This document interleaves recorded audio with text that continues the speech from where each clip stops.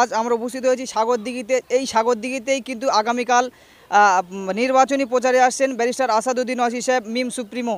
তিনি আজ সন্ধ্যায় কলকাতা বিমানবন্দরে নামবেন এবং কালকে কিন্তু এখানে এসে তিনি সভা করবেন। ইতিপূর্বে তিনি কলকাতার মেটিয়াবুরুজ এলাকায় তার সভা বাতিল করেছিল, পশ্চিমবঙ্গ সরকারের প্রশাসন অনুমতি দেয়নি, কিন্তু অবশেষে সমস্ত বাধা কাটিয়ে আগামীকাল কিন্তু মুর্শিদাবাদের সাগরদিঘিতেই কিন্তু তিনি নির্বাচনী প্রচারে আসছেন। আমরা সেই সাগরদিঘি যে জায়গাটায় নির্বাচনী প্রচার সম্পন্ন করবেন সেই ময়দানে কিন্তু আছি। আমাদের সঙ্গে রয়েছেন হায়দ্রাবাদ থেকে মুর্শিদাবাদের যিনি অবজারভার AIMIM এর, তার সঙ্গে কথা বলবো মোহাম্মদ বিলাল সাহেব। বিলাल साहब, बैरिस्टर असदुद्दीन ओवैसी साहब कल निर्वाचनी कैंपेन के लिए आ रहा है, तो इस सागरदिघी रैली में क्या देखने जा रहे हैं, क्या फ़र्क पड़ेगा उनके आने से?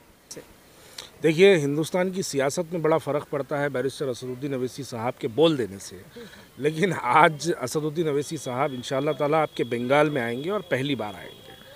और पहली बार आने का मतलब ये है कि यहाँ से इनकी ये आमद का आगाज़ होगा। चुनाव तो आते रहेंगे जाते रहेंगे, चुनाव तो 10 बार होंगे, लेकिन बैरिस्टर असदुद्दीन ओवैसी साहब आपके बंगाल में अब यहाँ से उन्होंने एक सिलसिला शुरू किया है, तो यकीनन उस सिलसिले को आगे बढ़ाएंगे, बार बार आते रहेंगे। बहुत सारा पॉलिटिकल पार्टीज कहते हैं कि उन लोग बीजेपी को फ़ायदा उठाने का कोशिश किया जा रहा है, इसका मतलब क्या है, आपका राय क्या है? देखिए, भारतीय जनता पार्टी के लिए तो जो है परसों गोधरा में गुजरात में भी एक इलेक्शन हुआ, जहां पर गोधरा में हिंदुस्तान की आज़ादी से लेकर हाल तक वहां पर भारतीय जनता पार्टी का कब्ज़ा रहा। लेकिन परसों के पंचायत के इलेक्शन में गोधरा में मजलिस इत्तेहादुल मुस्लिमीन ने वहां पर 7 सीटों पर कामयाबी हासिल की। तो जहां पर हम गुजरात में जाके गोधरा, जहां पर अमित शाह और नरेंद्र मोदी का गढ़ माना जाता है, हम वहां पर जाकर मजलिस इत्तेहादुल मुस्लिमीन की ताकत को मजबूत कर रहे हैं और आवाम भी वहां पर मोहब्बतों से नवाज रही है। तो यकीनन ये इल्ज़ामात आज मजलिस के लिए कोई नए इल्ज़ामात नहीं है। मजलिस इत्तेहादुल मुस्लिमीन का जब क़याम अमल में आया आज से 50 साल पहले, तब से मजलिस पे ये इल्ज़ामात लगते रहे हैं।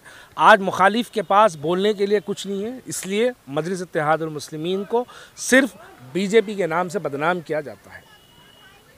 आवाम जानते हैं कि मुर्शिदाबाद मालदा के कांग्रेस का गढ़ मान जाता है, तो कौन बाजी मारेगा, अधीर रंजन चौधरी की AIMIM supremo barrister Asaduddin Owaisi? बाजी मारेंगे बंगाल के मुसलमान, क्योंकि मैं तो ये कहूँगा अगर यहाँ पर कांग्रेस का गढ़ माना जाता है तो आज आप मुर्शिदाबाद के अंदर मुसलमानों के लिए एक भी यूनिवर्सिटी क्यों नहीं है? अगर आप इसको कांग्रेस का गढ़ माना जाता है तो मुसलमानों की पसमानदगी के ज़िम्मेदार कौन है? अगर इसको कांग्रेस का गढ़ माना जाता है तो आप बताइए आज मुसलमानों पे जो जुल्म ज़्यादती होती है उसके ज़िम्मेदार कौन? CA NRC के नाम पर मुर्शिदाबाद के अंदर जो है 2 बच्चों को गोली मारी गई, अगर इसको कांग्रेस का गढ़ माना जाता है तो उसके ज़िम्मेदार कौन? और वैसे वक्त में आवाज़ उठाने वाला कौन? आपके लोग कहाँ थे? वो लोग जब CA NRC के लिए जब एहतजाज किया जा रहा था, जब हमारे मुस्लिम बच्चों के ऊपर गोलियां मारी गई, जब आपके ये गढ़ वाले लोग कहाँ पे थे? ये कहीं नज़र नहीं आए।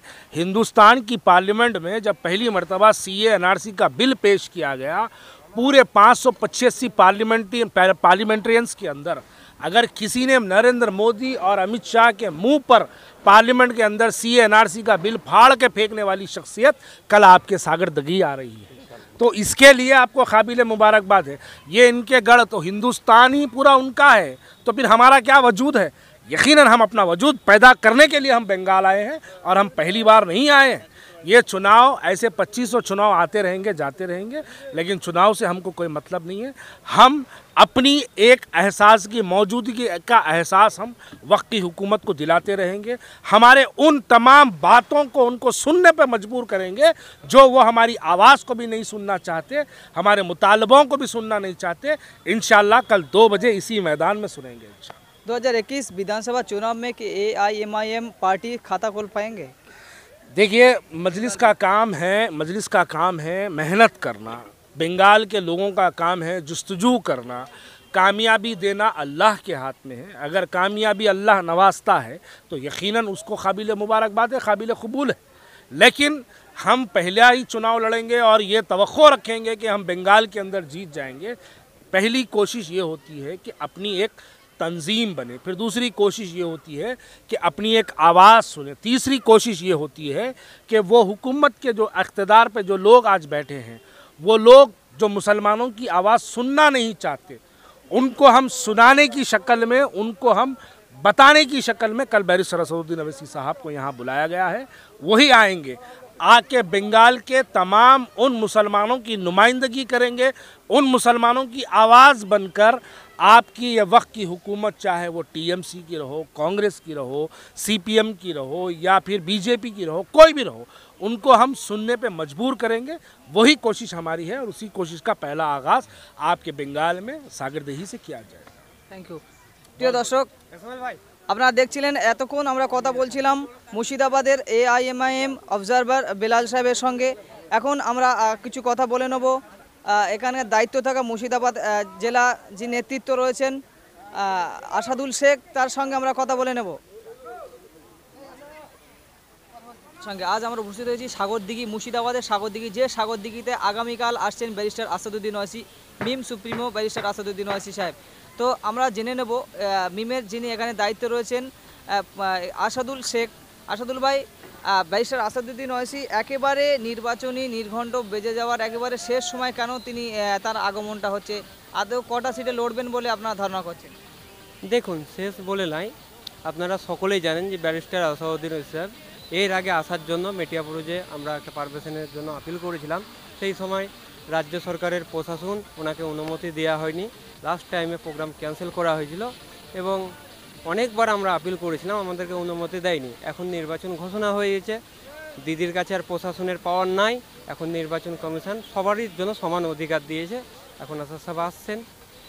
আমরা দেখছি বিভিন্ন সময় অমিত শাহ, যোগী আদিত্যনাথ, নরেন্দ্র মোদী এবং কংগ্রেসের বড় বড় যারা নেতৃত্ব রয়েছেন তারা বাংলায় বিভিন্ন সময় প্রচারে আসছে, নির্বাচনী প্রচারে, কিন্তু মিমকে নিয়ে মমতা বন্দ্যোপাধ্যায়ের এত ভয়ের কারণ কি হতে পারে, কি ধারণা করছেন আপনি?